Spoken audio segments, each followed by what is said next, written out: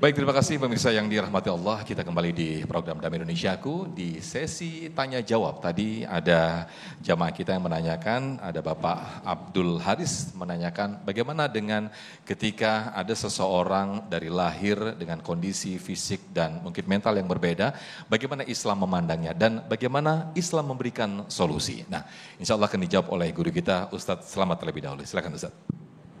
Baik. Assalamualaikum warahmatullahi wabarakatuh. Bapak siapa tadi? Haris. Ya, alhamdulillah ya. Saya menjawab dengan salah satu riwayat dari kitab Sahih Al-Bukhari. Ada dua jenis orang yang digambarkan ya. Jadi ada satu jenis pertama adalah orang yang hidupnya susah terus. Dari mulai lahir susah. Mau sekolah, susah.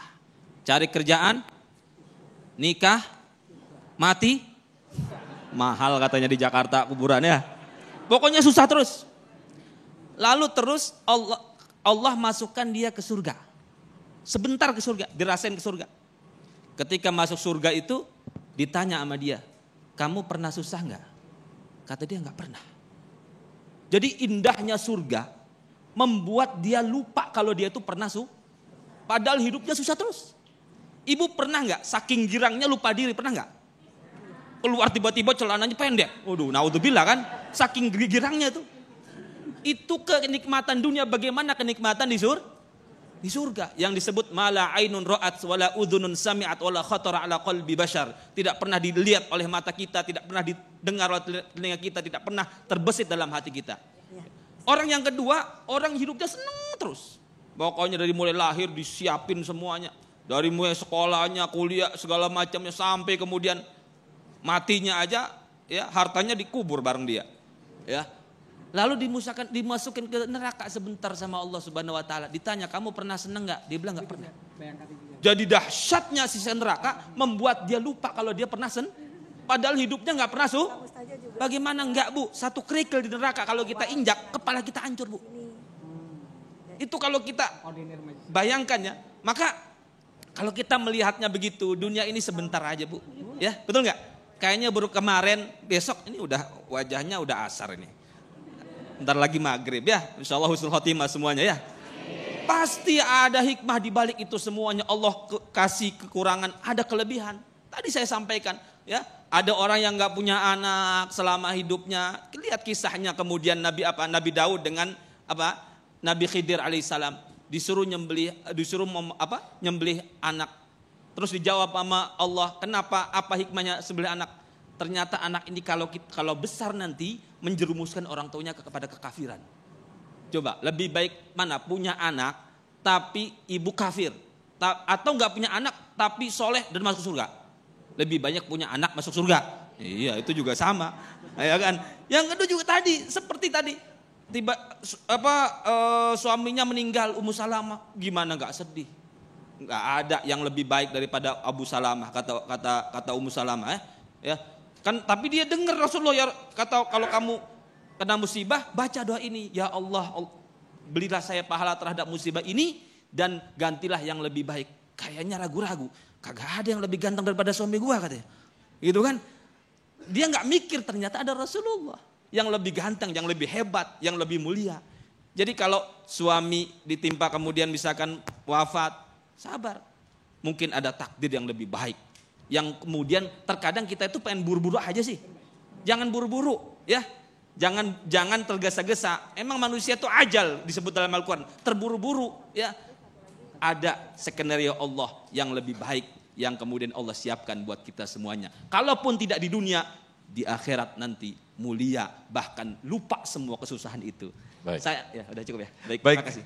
Baik, mungkin bisa ditambahkan oleh Kiai Haji Haris Sekam apa yang saya mencoba mengejawantahkan apa yang ditanyakan oleh jamaah kita tadi. Bagaimana dengan ketika orang kekurangan secara fisik dalam hal ini mungkin cacat begitu ya. Kemudian juga kekurangan secara mental dalam hal ini mungkin kelainan jiwa begitu. Apakah ini juga dikatakan takdir Yai? Fadal Yai. Baik, Bapak Ibu sekalian yang kami hormati. Dalam setiap orang itu tubuh kita ini dua, ada raga, ada sukma, Ada zahir, ada batin. Kalau yang cacatnya yang fisik, maka bisa jadi Allah lebihkan pada dimensi yang lain, yang spiritual, yang sifatnya non fisiknya itu dikasih lebih. Kenapa? Ternyata sejak kecil dia nggak mengeluh. Ada orang yang jalannya kurang sempurna, ketika dia mau ikut hacking, orang menolak, tidak enak, tapi tidak memungkinkan. Tetapi ternyata dia bisa naik ke atas gunung gitu. Lalu kalau dia bilang dia disabilitas, dia kurang, apanya yang kurang? Ternyata dia bisa. Nah itu oleh karena itu cara mengukur kesempurnaan itu tidak sama. Ya, cara mengukur kesempurnaan itu tidak sama antara manusia dengan Allah. Saya belum pernah mendengar ada orang yang cacat bawaan itu, dia merasa minder, dia merasa kurang, tidak seperti orang lain. Kecuali yang cacatnya itu setelah ya dia tadinya sempurna, maka di situ itu bukan takdir, itu cobaan. Ada orang sakit, Bu. Ketika dia mau diobati oleh orang kaya naik kuda, dia bilang, mau dibawa kemana aku? Akan aku obati kau ke rumah tabib itu. Maka dia bilang, turunkan aku di sini. Tidak kakek, aku akan antarkan kau untuk berobat. Jangan sampai aku mengucapkan 3 kali. Kalau 3 kali aku mohon kupukul mukamu. Karena ternyata dia nggak mau berobat. Dia bisa menemukan Tuhan dan dekat dengan Tuhan dengan penyakitnya yang melekat dengan dia.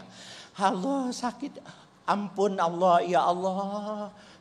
Saya tidak pernah mengucapkan ketika saya sehat.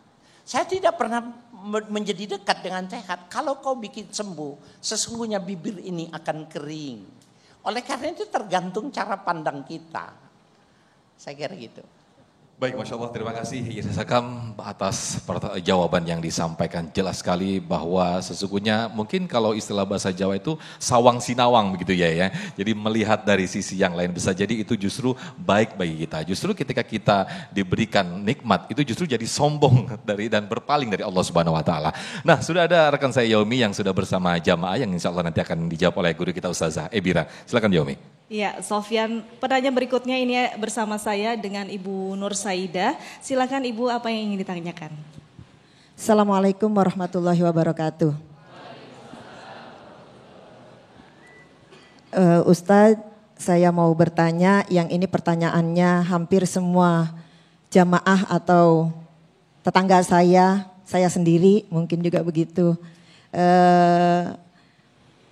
To the point-nya begini. Sholat sudah dikerjakan, ibadah semuanya sudah dikerjakan. Larangan-larangan Allah kita tinggalkan. Tapi kenapa hidup kok masih susah aja gitu ya. Terus untuk cari jalan keluarnya itu terkadang kita pinjam uang dengan tetangga. Nah, apakah meminjam uang dengan tetangga atau dengan orang lain itu termasuk hal berdamai dengan takdir atau melawan takdir? Itu aja. Terima kasih. Assalamualaikum warahmatullahi wabarakatuh. Ya, silakan langsung Ustazah Ebira menjawab dari pertanyaan dari jamaah tadi, silakan. Baik, tadi pertanyaannya itu sangat relate ya dengan kehidupan kita. Perlu kita ketahui bersama bahwa dikatakan ad-dunya darul imtihan.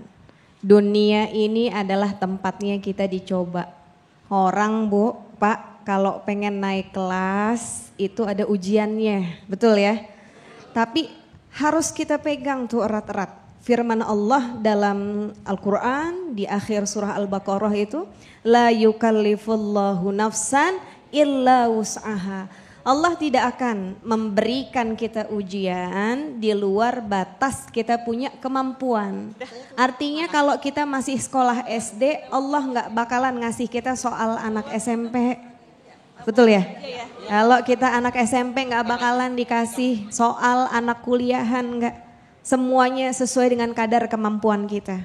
Nah sekarang diambil contoh kalau misalkan Allah berikan kita kesulitan ekonomi. Ujian berupa kesulitan ekonomi. Kemudian terpaksa harus meminjam uang kepada tetangga. Dalam Islam berhutang boleh, tapi dibayar. Makanya dalam Al-Quran itu kita diperintahkan kalau punya utang dicatat. Betul kan? Betul. Biar apa? Kalau ternyata utang kita belum lunas, kemudian ajal kita udah sampai, keluarga tahu kita punya utang. Kan begitu.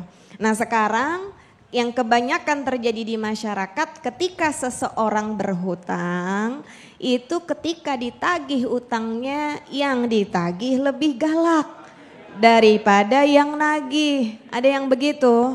Sebelah mana duduknya? Boleh berhutang tetapi dibayar. Tapi Nabi Muhammad SAW itu bersabda dalam hadisnya, al-yadul ulya khairun min yadis sufla. Tangan di atas lebih baik daripada tangan di bawah. Kalau kita berhutang untuk kebutuhan hidup yang emang mepet banget harus ngutang, saya kira nggak masalah. Masalahnya sekarang orang banyak yang ngutang buat gaya hidup. Betul nggak? Betul ya, banyak orang yang ngutang untuk gaya hidup. Nah ini syukurnya harus kita lebarin. Qalban syakiron, itu harta yang paling mahal, punya hati yang bersyukur. Maka kata Nabi, warda bima qasamallahi takun aghnan nas. Redha dengan apa yang sudah Allah tetapkan untuk kita udah jadi orang yang paling kaya. Wallahu a'lam. Baik, terima kasih Ustazah Ebira. Mungkin setelah tadi di penjelasan kita pinjam kemana-mana begitu ya. Mungkin bukan hanya berdamai dengan takdir, mungkin berdamai dengan keadaan ya Ustazah ya. Jadi menurunkan standar kehidupan kita. Nah masih ada satu segmen lagi di sesi tanya jawab. Sesaat lagi tetaplah bersama kami di Damai Indonesiaku.